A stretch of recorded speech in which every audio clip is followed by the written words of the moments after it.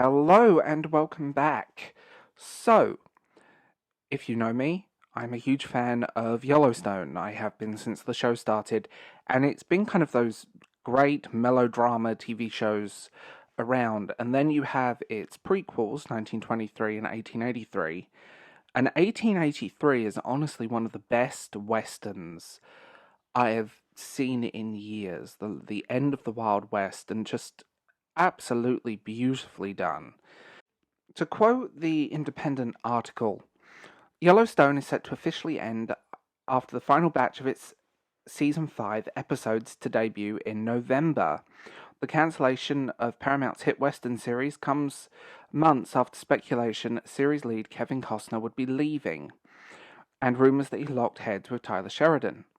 Claims the actor's shooting schedule for another project left the Yellowstone crew with minimal time to complete filming.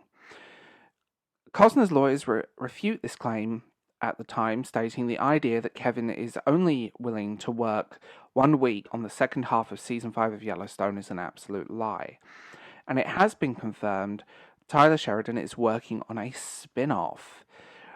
While the exact casting and plot details of this spin-off remain under wraps, it has been reported Matthew McConaughey will star.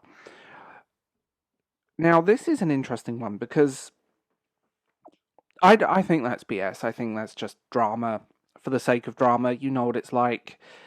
But also, there was rumours at the very start of Yellowstone, and there were some leaks, that the show was only going to be 5 seasons. It was never intended to be beyond that. And sometimes, let's be real, it's better that a show ends on a high than being dragged through the dirt.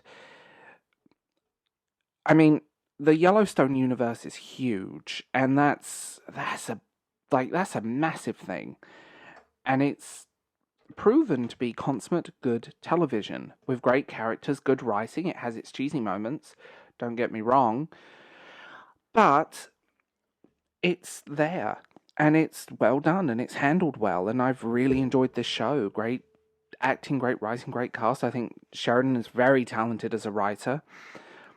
And now, I say this, sometimes a show is meant to end when it's meant to end, and if the leaks are true, we'll see what happens.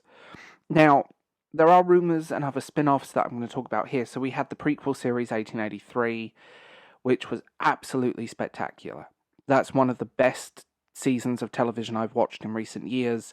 Great writing. You don't need to have watched Yellowstone. It's very different in tone to Yellowstone, and surprisingly, just brilliant. Then you have 1923, which was another prequel, which, great casting, by the way, Harrison Ford and Helen Mirren. And I really enjoyed that. Just the Great Depression and all of that. Now, the other spin-offs. So, Lawman. So this will be a spin-off from 1883, and will consist of 6 episodes. The series will focus on the first black US Marshal, and that genuinely looks really good. There's a few casting announcements. I think Dennis Quaid is linked to that. There's also reportedly in development 1944, but I don't know how true that is. And we do know 6666 is happening. 46's Ranch, that will be set in Texas and will be set in the present day.